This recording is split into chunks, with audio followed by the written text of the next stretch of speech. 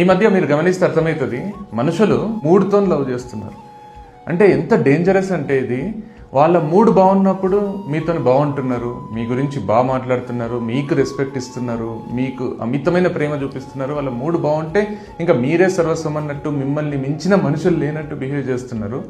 వాళ్ళ మూడ్ చెడిపోయింది అనుకోండి, వాళ్ళ మూడ్ బాగాలేదు, ఏదో విషయంలో బయటోళ్ళో ఇంట్లోల్లో ఎవరో వాళ్ళ మూడ్ పాడు చేస్తే మీతోని చాలా హార్ష్గా, చాలా రూడ్గా, చాలా ఇరిటేటింగ్గా బిహేవ్ చేస్తున్నారు.